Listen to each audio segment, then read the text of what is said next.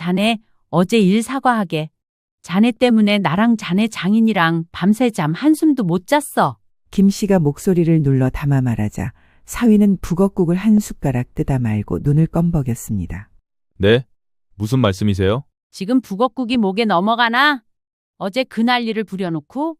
김 씨가 날카롭게 쏘아붙이자 옆에 있던 딸이 황급히 끼어들었습니다. 엄마, 그만해.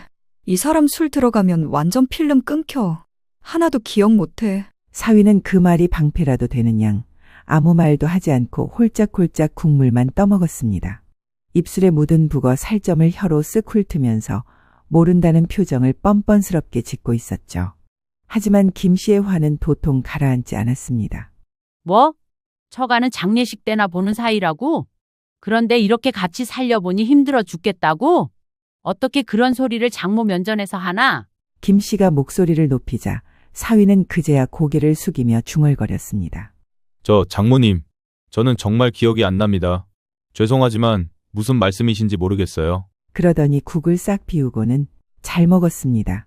라는 말만 툭 던지고 빈 그릇을 싱크대에 내려놨습니다. 그리고는 방으로 들어가 세수를 하듯 퉁명스레 화장실 문을 닫아버렸습니다. 봐라, 또 저 짓거리야. 김 씨의 화가 머리끝까지 치밀어 올랐습니다. 사위는 꼭 술김에 자기 속마음을 쏟아내고 다음 날은 태연하게 기억 안 난다며 이렇게 발뺌하는 걸 습관처럼 하고 있었습니다. 출근할 때는 얄밉게 웃으며 다녀오겠습니다.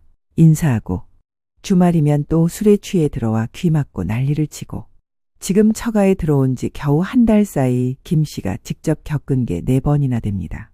더는 두고 볼 수 없었습니다. 그래, 이번엔 봐주지 않는다. 내가 네 코를 확 눌러버릴 거다. 술을 입에도 못 대게 아주 무릎 꿇고 싹싹 빌게 만들어주마. 두고 봐라. 본래 김 씨는 얼마간 딸과 사위를 자기 집에서 지내게 했습니다. 내년에 청약 아파트에 들어가는데 시기가 붕 뜨기 때문입니다. 처음엔 좋은 게 좋은 거라 허락했지만 사실 결혼 초부터 남편은 사위를 탐탁지 않아 했습니다. 저 사람 술을 너무 좋아해. 난 그게 영 마음에 안 들어. 남편이 고개를 저으며 말할 때마다 김 씨는 애써 웃으며 받아쳤습니다. 아이 참, 그래도 똑똑하고 좋은 직장도 다니고 제 앞길 알아서 하겠지. 아까 말은 또 믿음직스럽게 하더만. 그때는 정말 괜찮을 줄 알았습니다. 사위도 겉으로는 사근사근했고 늘 예의 바르게 인사했으니까요. 김 씨는 굳이 더 깊이 따져볼 생각이 없었습니다. 자기 눈에 거슬리지 않으면 그만이라고 생각했던 겁니다. 하지만 함께 살게 되니 달랐습니다. 짧은 시간에도 사위의 모습이 선명히 드러났습니다. 아이고, 역시 남자는 남자가 보는 게 맞다더만. 그때 남편 말을 들었어야 했나. 왜냐하면 일단 사위는 어른들과 함께하는 자리를 몽땅 피하려고만 했습니다. 엄마, 그게 이 사람이 낯을 좀 많이 가려. 회사에서도 상사들 비위도 잘 못 맞추고. 아니, 여기가 무슨 회사야? 내가 회사 상사도 아니고 밥을 같이 못 먹으면 어떡해? 김 씨가 같이 먹자고 해도 사위는 억지 웃음을 지으며 말했습니다. 아, 저는 그냥 방에서 간단히 먹겠습니다. 제가 불편해서요. 김 씨는 속으로 한숨이 나왔습니다. 어른들과 밥 한 끼를 못 나눈다는 게 영 못마땅했습니다. 그런데 그것만이 아니었습니다. 사위는 집에 있는 게 불편하다며 오늘은 숙소에서 자고 오겠다고 외박을 하기도 했습니다. 사위는 자기 나름대로 긴장을 풀겠다며 밖에서 술을 마시고 들어왔습니다. 김 씨는 처음엔 이해하려 했습니다. 한두 번쯤은 그럴 수도 있겠지. 싶었습니다. 하지만 문제는 그 다음이었습니다. 술을 조금만 하고 들어와 조용히 자면 다행인데 한 번 크게 취하기라도 하면 일이 커졌습니다. 술에 취해 거실에 쓰러져 토하거나 더 심각한 사고를 치곤 했습니다. 한 번은 거실 바닥이 엉망이 될 정도로 토해버린 적이 있었습니다. 김 씨는 사위에게 소리를 지르며 말했습니다. 아니, 이게 무슨 꼴이야? 화장실로 가야지 뭐 하는 거냐고. 사위는 고개를 숙였고 김 씨는 결국 울며 겨자 먹기로 같이 치워야 했습니다. 치우고 난 뒤에도 화가 가시지 않았습니다. 그 뒤로 자기 딴에는 죄송하다며 집으로 꼬박 온다더니 이제 아예 대놓고 술을 기본적으로 먹고 들어오기 시작했습니다. 당연히 그 뒤로는 술주정이 더 심해졌습니다. 김 씨가 한번 크게 야단을 치자 사위는 술기운의 귀를 막아버렸습니다. 몰라, 안 들려요. 하나도 안 들린다니까요. 김 씨는 순간 말문이 막혔습니다. 장모 앞에서 어린애처럼 귀를 막고 소리를 지르는 모습은 황당하다 못해 기가 막혔습니다. 미쳤나봐, 진짜. 내가 뭘 본 거야?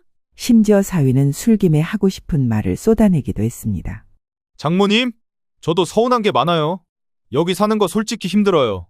우리 엄마도요, 솔직히 장모님처럼 잔소리는 안 해요. 회사 부장님보다 장모님이 더 싫어요. 이 사람 좀 봐. 정신 차려. 미쳤어? 김 씨는 어이가 없어서 입을 다물 수가 없었습니다. 술을 핑계 삼아 제멋대로 내뱉는 말들이 결국은 사위의 본심이라는 생각이 들어 더 씁쓸했습니다. 다음 날 아침 김 씨는 도저히 참을 수 없었습니다. 사위를 불러 앉혀놓고 단단히 말을 했습니다. 자네, 어제 한 말들 다 기억나지? 장모한테 그렇게 무례하게 하는 게 말이 되나? 오늘은 확실히 짚고 넘어가야겠네. 하지만 사위는 고개를 푹 숙이고 말했습니다. 장모님, 제가 어제 뭐라고 했나요? 저는 정말 기억이 안 납니다. 죄송합니다. 아이고, 기억이 안 나면 다야? 그리고 제가 오늘 일찍 나가봐야 해서요. 아침은 안 주셔도 됩니다. 그럼 가보겠습니다. 그 말에 김 씨의 속은 부글부글 끓어올랐습니다. 술에 취해 서운한 말은 다 내뱉고 다음 날이 되면 모른 척 발뺌하는 사위의 태도가 너무 얄미웠습니다. 김 씨는 대책을 세웠습니다. 이날 퇴근한 사위는 그날따라 술을 먹지 않고 들어왔습니다. 평소와 달리 눈치를 살피는 기색이 역력했습니다. 김 씨는 바로 거실로 불러 앉혔습니다. 자네, 오늘은 술 안 했구만. 잘했네. 그런데 말 좀 하자고. 사위는 억지로 웃으며 고개를 끄덕였지만 금세 표정이 굳어졌습니다. 김 씨는 단호하게 말했습니다. 앞으로 적어도 5달. 청약한 집 들어갈 때까지는 술 끊으라고. 그 정도도 못 참겠나? 서로 약속을 하자고. 사위는 눈치를 보며 입술을 깨물었습니다. 대꾸를 하지 않고 그저 바닥만 바라봤습니다. 김 씨는 더 강하게 다그쳤습니다. 내가 더는 저거 못 치워주겠어. 술 먹고 토하거나 주정 부리는 꼴. 이제 못 본 척 못한다? 그러니 자네가 정해. 못 마시는 거냐? 아니면 다른 방법을 만들 거냐? 사위는 대답을 하지 못했습니다. 손가락만 꼼지락거리고 얼굴에는 수치스러움과 짜증이 뒤섞여 있었습니다. 김 씨는 한숨을 내쉬며 다시 물었습니다. 왜 말이 없어? 그렇게 능력이 있다면서 이 정도도 결정을 못해? 글쎄요. 술은 안 마시겠습니다. 아니 나는 그 말은 못 믿겠어. 뭔가 대책이 있어야 해. 또 술 마시면 어떻게 할래? 네? 저보고 정하라는 말씀이세요? 그래, 자네가 정하라고. 내가 또 술 먹고 그러고 오면 사람도 아니다. 이렇게 하겠다고 각서를 쓰란 말이야. 이 말을 들은 사위는 눈빛은 불편하고 불만스러웠습니다. 자꾸 몸을 틀며 방으로 들어가려 했고 김 씨가 말을 이어가면 고개만 끄덕일 뿐 진심이 담기지 않은 태도였습니다.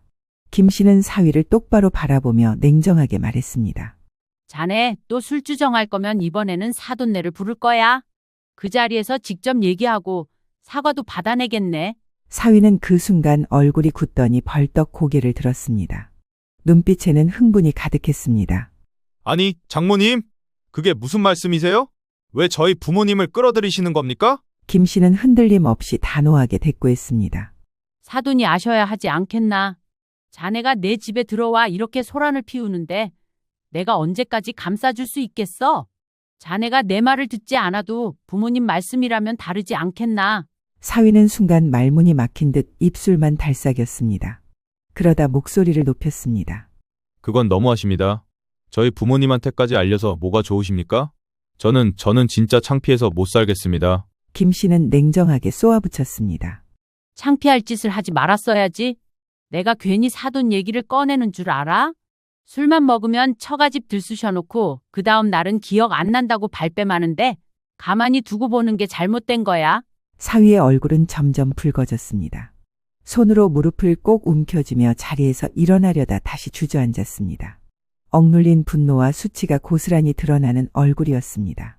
결국 낮게 한마디를 내뱉었습니다. 알겠습니다. 그렇게 하시죠. 하지만 그 목소리에는 억울함과 기분 나쁨이 묻어 있었습니다. 김 씨는 그런 사위를 똑바로 응시하며 덧붙였습니다. 좋다. 약속을 지킬 자신이 없다면 부모님께까지 알려서라도 고쳐야지. 난 더는 못 참겠네. 옆에서 듣고 있던 딸이 결국 참지 못하고 나섰습니다. 엄마, 그건 너무하신 거예요. 왜 시댁을 끌어들이세요? 그냥 우리끼리 풀면 되잖아요. 김 씨는 딸을 향해 고개를 돌리며 차갑게 말했습니다. 우리끼리 풀면 된다고? 벌써 몇 번이나 반복됐는데 네가 이러고 있으니까 이 모양인 거야.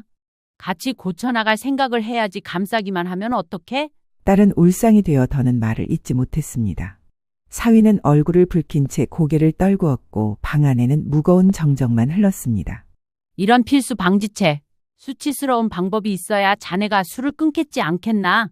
사위는 얼굴을 붉히며 고개를 끄덕였고 억지로라도 약속을 한 셈이었습니다. 그 뒤로 집안에는 한동안 무거운 분위기가 흘렀습니다. 사위는 저녁이면 방으로 들어가 혼자 시간을 보냈습니다. 거실에 앉아 있으면 장인과 장모의 눈길이 불편한 듯 휴대폰만 만지작거리다 방으로 들어가 버리곤 했습니다. 김 씨도 모르는 척하며 조심스레 말을 건넸습니다. 자네 회사 일은 잘 다니고 있나? 요즘 많이 피곤해 보이던데? 사위는 그 말에 대답도 제대로 하지 않고 짧게 예 라고만 하고는 눈을 피했습니다. 김 씨는 더 이상 긴 대화가 어려운 걸 느끼면서도 마음이 불편했습니다. 괜히 밥상에서 반찬이라도 더 집어주며 말을 건넸습니다. 이거 영양제야. 피곤할 때 챙겨 먹어. 그러나 사위는 손도 내밀지 않고 괜찮습니다. 라고만 말하더니 자리에서 일어나 방으로 들어가 버렸습니다. 그 뒷모습을 보며 김 씨는 괜히 속이 쓰렸습니다. 왜 내가 눈치를 봐야 하는 거야? 내가 뭘 잘못했다고? 그렇게 얼어붙은 시간이 2주 가까이 흘렀습니다. 사위는 술을 끄는 듯 보였습니다. 퇴근하고 들어오면 방에만 틀어박혀 있었지만 적어도 술주정은 없으니 김 씨는 그나마 안도의 한숨을 쉬었습니다. 그러던 어느 날 밤 현관문이 벌컥 열리더니 익숙한 냄새가 거실로 밀려 들어왔습니다. 알코올 냄새였습니다. 사위는 휘청거리며 들어와 신발도 채 벗지 못하고 거실에 주저앉았습니다. 얼굴은 벌겋게 달아올라 있었고 입에서는 술 냄새가 진동했습니다. 김 씨는 곧장 자리에서 일어나 사위를 노려보았습니다. 자네 또 마셨구만. 사위는 눈을 깨슴츠레 뜨며 중얼거렸습니다. 아니에요. 조금만 했습니다. 그냥 긴장 풀려고. 김 씨는 단호하게 소리쳤습니다. 조금? 지금 이 꼴이 조금이야? 내가 뭐라 했지? 또 이럴 거면 사돈 불러서 얘기하겠다고 했지 않나? 사위는 눈빛이 흔들렸습니다. 술에 취한 얼굴로 억울하다는 듯 말했습니다. 왜 그렇게까지 하십니까? 저도 사람인데 한 번쯤은. 김 씨는 냉정하게 잘라냈습니다.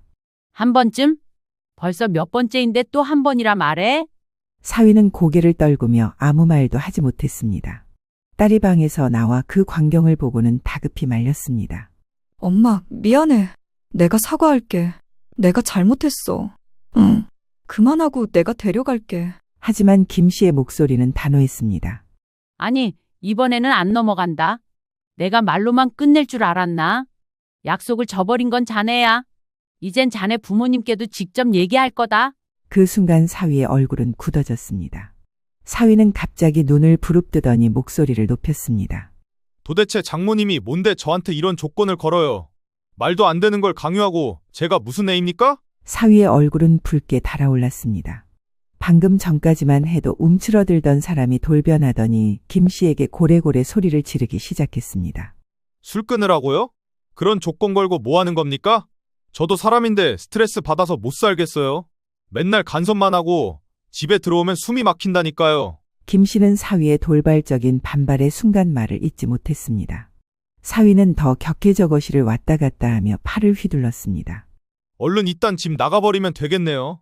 누가 이런 다후진 아파트에 얹혀 살고 싶어 살 줄 알아요? 내가 왜 여기 와서 이런 수모를 당해야 합니까? 목소리는 점점 커졌고 얼굴은 진땀으로 번들거렸습니다. 김 씨의 남편이 나서서 달래려 했지만 사위는 막무가내였습니다. 내가 돈이 없어요? 내가 능력이 없냐고요. 술 좀 먹는다고 이렇게까지 잡아 죽일 듯이 굴어야 속이 후련합니까? 웃기고들 있네 진짜. 뭐야? 나도 이런 꼴로 살기 싫다고. 내가 왜 돈도 멀쩡하게 벌고 능력도 있는데. 김 씨는 그제야 깨달았습니다. 얘가 전혀 기억 못하는 게 아니구나. 다 알고 있으면서 술을 핑계 삼아 내뱉는 거구나. 사위의 눈빛은 흐리멍덩하지 않았습니다. 또렷했습니다. 술김이라기보다 그간 쌓아둔 불만을 터뜨리는 듯한 기세였습니다. 사위는 다시 고함을 질렀습니다. 술 안 마시고 살 수 있는 사람이 세상에 어디 있어요? 저는 회사에서 매일같이 스트레스 받고 여기 오면 또 눈치 보고 이게 사람 사는 겁니까?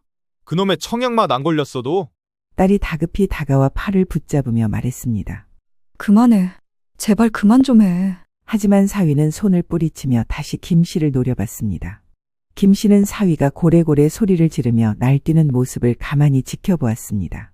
처음에는 억울하다며 큰 소리를 치더니 시간이 지나자 점차 기운이 빠지고 눈빛도 풀려갔습니다.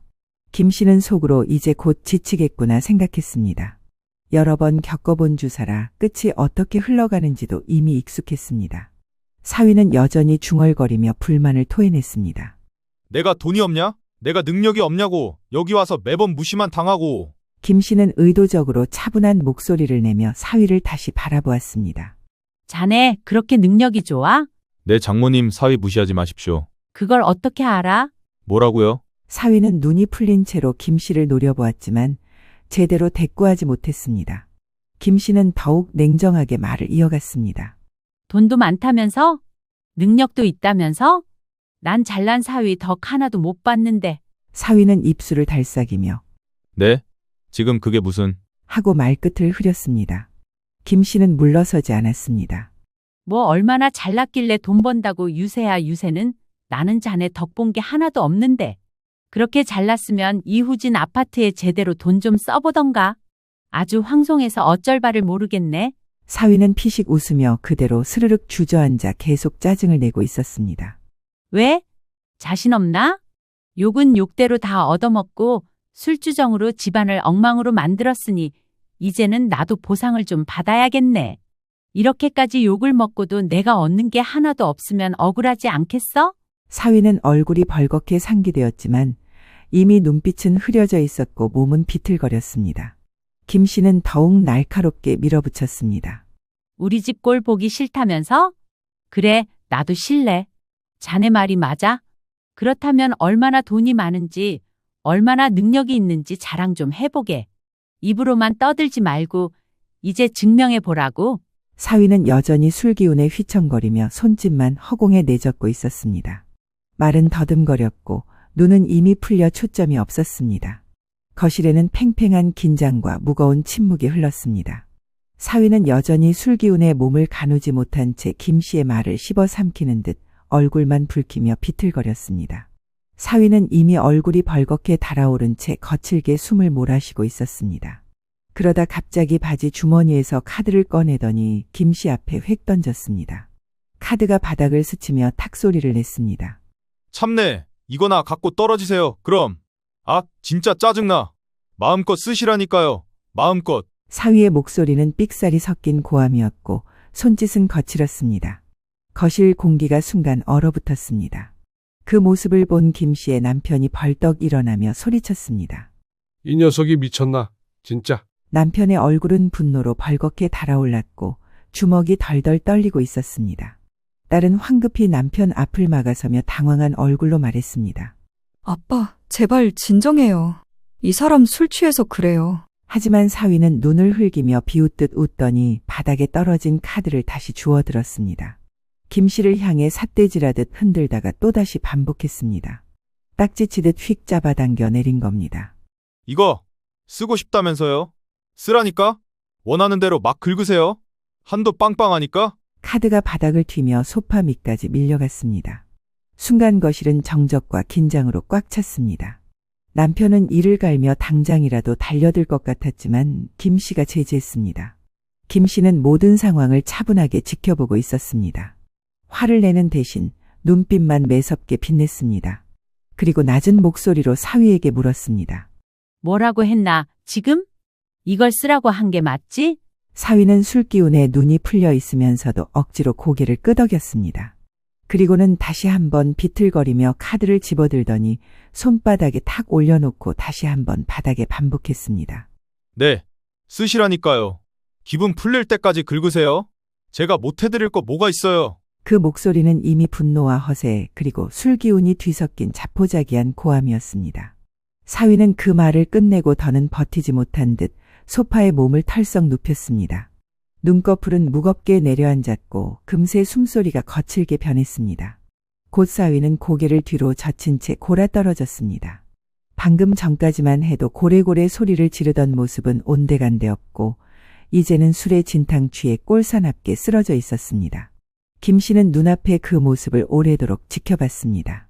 얼굴에는 분노가 아니라 차갑고 서늘한 웃음이 스쳤습니다. 다음 날 아침 김 씨는 거실로 나와 조용히 사위를 확인했습니다. 사위는 여전히 소파에 널브러져 있었습니다. 술 냄새가 진동했고 꼼짝도 하지 않았습니다. 김 씨는 속으로 중얼거렸습니다. 그래, 오늘은 점심때까지 못 일어나겠지? 금요일에 술 마시면 늘 토요일 낮까지는 뻗어 있으니까. 시간은 천천히 흘러 오후 1시가 가까워졌습니다. 그때 초인종 소리가 딩동 울렸습니다. 김 씨는 기다렸다는 듯 현관문을 열었습니다. 파란 작업복을 입은 기사 2명이 서 있었습니다. 안녕하세요, 고객님. 어디다 물건 두면 될까요? 김 씨는 반갑게 미소를 지으며 대답했습니다. 네, 우선 거실로 먼저 들어와 주세요. 남편은 기사들을 안내하며 거실 벽 쪽을 가리켰습니다. 여기 이쪽 벽이 비어 있으니 TV는 여기에 걸어주시면 되겠네요. 딸도 옆에서 거들며 김치냉장고 자리를 알려주었습니다. 주방 쪽으로 들어오시면 돼요. 냉장고 옆 비워둔 자리가 있어요. 집안은 금세 분주해졌습니다. 커다란 박스가 들려 들어오자 거실 공기가 바뀌었습니다. 기사들은 능숙하게 포장을 벗기며 거대한 TV를 꺼냈습니다. 반짝이는 화면이 드러나자 김 씨의 눈빛이 반짝였습니다. 아이고, 화면이 정말 크네. 이제 눈 나쁜 사람도 글씨 다 보이겠어?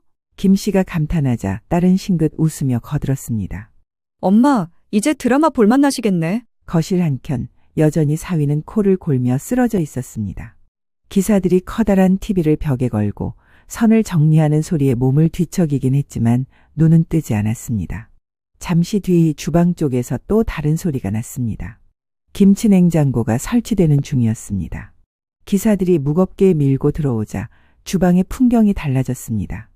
은빛 문짝이 반짝이며 자리 잡는 순간 김 씨의 마음은 묘한 통쾌함으로 가득 찼습니다. 남편이 손을 턱에 괴고 중얼거렸습니다. 허허, 이게 다 우리 집에 들어오다니. 김 씨는 남편을 돌아보며 웃음을 참지 않고 말했습니다. 내가 전부터 김치 냉장고 필요하다고 했잖아. 김치는 여기다 둬야 맛이 괜찮아. 기사들이 설치를 마치고 테스트까지 끝내자 거실에는 선명한 화면이 켜졌습니다. 그리고 주방에서는 시원한 바람이 냉장고에서 흘러나왔습니다. 딸이 뿌듯한 얼굴로 말했습니다. 이제 김장철 되면 엄마 김치 마음껏 담그겠네. 김 씨는 고개를 끄덕이며 작게 웃었습니다. 그래야지. 김치 넉넉하게 하면 네 시댁에도 좀 나눠드려야겠다. 그 순간 소파에 누워있던 사위가 희미하게 눈을 떴습니다. 뿌연 눈동자가 번쩍이는 새 TV와 주방에 놓인 냉장고를 번갈아 바라보더니 얼굴이 굳었습니다. 이게 뭐예요? 하지만 기사들은 여전히 설치 확인에 분주했고 김 씨와 딸, 남편은 각자 자리를 안내하며 자연스럽게 도와주었습니다. 사위는 혼란스러운 얼굴로 거실을 바라볼 뿐이었습니다. 이게 뭔가 싶은 눈으로 꿈벅거리며 화면이 켜진 TV를 뚫어져라 보았습니다. 그러다 이마에 주름을 잔뜩 잡으며 인상을 쓰기 시작했습니다. 그때 김 씨는 청소기를 들고 거실로 나왔습니다. 기사들이 들락거리며 설치하느라 바닥은 먼지와 포장지가 흩어져 있었습니다. 김 씨는 일부러 사위 쪽을 보며 담담하게 말했습니다. 자네 이제 일어났나? 지금 가전들 들어오느라 바닥이 엉망이야. 좀 비켜보게. 청소기 돌려야 하네. 사위는 대답하지 않고 눈살을 잔뜩 찌푸린 채 옆으로 몸을 조금 비켰습니다. 손은 무겁게 주머니를 더듬더니 결국 핸드폰을 꺼내 들었습니다. 화면을 켜고 뭔가를 확인하자마자 얼굴이 순간 굳어졌습니다. 결제 알림이 줄줄이 떠 있었던 겁니다. 사위의 손끝이 떨렸습니다. 김 씨는 그 모습을 슬쩍 보며 일부러 아무렇지 않게 말을 이어갔습니다. 아참, 카드 말이야. 식탁 위에 두었으니 챙기게. 덕분에 잘 썼네. 그 말에 사위는 움찔하며 고개를 들었습니다. 눈은 충혈되어 있었고 얼굴은 더 굳어졌습니다. 잘 썼네. 라는 김 씨의 담담한 목소리가 귓가에 맴도는 듯했습니다. 사위는 한동안 대답도 못한 채 식탁 위를 물끄러미 바라보았습니다. 거기엔 어젯밤 자신이 술김에 내던졌던 카드가 가지런히 놓여 있었습니다. 김 씨가 일부러 올려둔 듯 눈에 잘 띄는 위치였습니다. 사위는 이를 악물듯 입술을 꼭 다물고 얼굴 근육이 경직되었습니다.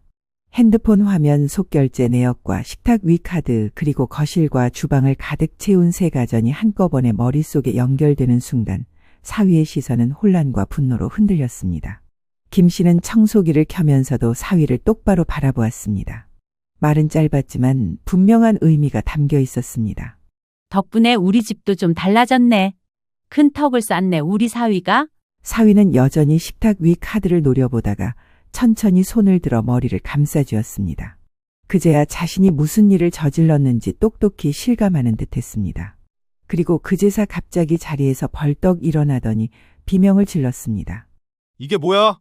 500만 원? 목소리가 갈라지며 방 안에 울려 퍼졌습니다. 얼굴은 창백해졌고 손은 덜덜 떨렸습니다. 그 순간 김 씨는 일부러 태어난 얼굴로 사위를 바라보며 말했습니다. 자네 덕분에 말이야. TV도 바꾸고 냉장고도 생기고 참 좋네. 사위의 눈이 더 크게 흔들렸습니다. 곧 노발대발하며 고래고래 소리를 질렀습니다. 뭐가요? 뭘요? 아니, 잠깐만요. 제 카드로 사신 거예요? 장모님 지금 뭐 하시는 겁니까? 김 씨는 미소를 머금고 차분하게 대답했습니다. 자네가 쓰라고 줬잖아. 마음껏 쓰라고 그랬지 않았나? 이렇게 통 크게 쏠 줄은 몰랐지. 덕분에 너무 고맙네. 사위는 믿을 수 없다는 얼굴로 눈을 깜빡이며 말을 잇지 못했습니다. 김 씨는 굳이 사위의 혼을 더 빼놓으려는 듯 말을 이어갔습니다. 이제 김치 냉장고도 생겼으니 김장하면 사돈네 좀 갖다 드려도 되겠다 싶네. 본인 아들이 사준 냉장고에서 나온 김치니 사돈도 얼마나 좋아하시겠어. 사위의 얼굴은 순식간에 핏기가 사라졌습니다. 손으로 머리를 감싸쥐고는 그대로 휘청거리며 주저앉았습니다. 눈동자는 초점을 잃은 듯 떨리고 입술은 파르르 떨렸습니다. 마치 지금 당장이라도 기절할 것 같은 모습이었습니다. 말도 안 돼. 이게 어떻게 된 일이에요? 당장 돈 돌려내세요. 내 카드로 이런 짓을 했다니 믿을 수 없어. 김 씨는 태연하게 대꾸했습니다. 자네가 쓰라고 하지 않았나? 마음껏 쓰라고 카드 던졌던 게 누구였지? 난 잘못한 게 하나도 없어. 사위는 안절부절 못하며 발을 동동 굴렀습니다. 그때 옆에 있던 딸이 핸드폰을 꺼내 들었습니다. 이거 봐. 당신이 우리 엄마한테 카드 줬잖아. 마음껏 쓰시라고 했던 말 그대로 찍어놨어. 딸이 재생 버튼을 누르자 화면 속에는 술에 취해 난동을 부리며 고함을 지르는 사위의 모습이 생생하게 담겨 있었습니다. 카드가 바닥에 몇 번이나 내던져지고 장모에게 함부로 대드는 장면까지 고스란히 나왔습니다. 솔직히 엄마한테 카드 준 것도 아니지. 던졌지. 받으라고. 사위는 화면을 보는 순간 얼굴이 울그락불그락 달아올랐습니다. 아니, 이걸 일단 꺼봐 좀. 이렇게 외쳤지만 영상 속 사위의 목소리가 거실을 가득 메웠습니다. 결국 더 이상 말을 잇지 못한 사위는 헐떡이며 서 있었습니다. 입술을 달싹거렸지만 변명 한마디 내놓지 못하고 씩씩거리며 숨만 몰아쉬었습니다.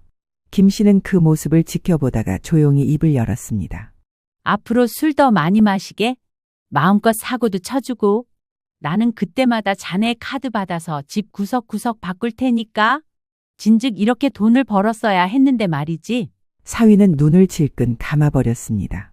얼굴은 더 붉어졌지만 이제는 더 이상 내뱉을 말조차 없었습니다. 거실은 그의 거친 숨소리와 김 씨의 차가운 목소리만 맴돌고 있었습니다. 역시 뭐니뭐니 해도 금융치료가 답이었나 봅니다. 사위는 결국 술버릇을 고치겠다며 병원 상담을 다니기 시작했습니다. 예전처럼 고래고래 소리치는 일은 사라지고 집안은 한결 조용해졌습니다. 무엇보다 갑작스레 빠져나간 500만 원이 사위의 생활을 크게 바꿔놓았습니다. 예전에는 퇴근 후 밖에서 밥을 사 먹거나 술자리를 가지곤 했지만 이제는 그럴 여유가 없어졌습니다. 사위는 억지 웃음을 지으며 말했습니다. 그냥 집에서 밥 먹는 게 낫네요. 딸이 곁에서 받아쳤습니다. 그래. 이제라도 정신 차려야지. 앞으로 돈 줄 내가 제대로 줄 거야. 당신 술만 먹으면 저 모양인 증거도 있겠다. 돈은 내가 관리해야 해. 김 씨는 그런 사위를 지켜보며 속으로 피식 웃었습니다. 돈이 확 나가니 고개도 못 들고 조용해지긴 했구나. 그 사이 김 씨의 생활은 달라졌습니다. 거실에 들어앉아 남편과 함께 새 TV 화면을 즐겼습니다. 드라마 장면이 또렷하게 보이자 김 씨는 흐뭇하게 웃었습니다. 여보, 이 화면 봐. 이제 안경 없어도 글씨가 다 보이네. 남편은 옆에서 고개를 끄덕이며 맞장구 쳤습니다. 참 세상 좋아졌네. 주방에서는 김치 냉장고가 은빛으로 반짝이며 자리 잡고 있었습니다. 김 씨는 냉장고 문을 열어보며 말했습니다. 이제 김장철 되면 걱정 없겠네. 전부터 사고 싶었는데 소원 성취했지 뭐야. 사위는 그 말을 들으며 고개를 푹 숙였지만 아무 대꾸도 하지 못했습니다. 지금은 찍소리도 내지 못한 채 조용히 식탁에 앉아 밥만 뜨고 있었습니다. 김 씨는 마음이 여유로워졌습니다. 곧 있으면 딸과 사위는 청약된 집으로 이사 나갈 예정이었습니다. 사위 술버릇도 고치고 나도 가전 바꾸고 애들 여기 오라 하길 잘했구만. 이후론 지들이 알아서 살겠지. 그 생각에 김 씨는 더욱 후련했습니다.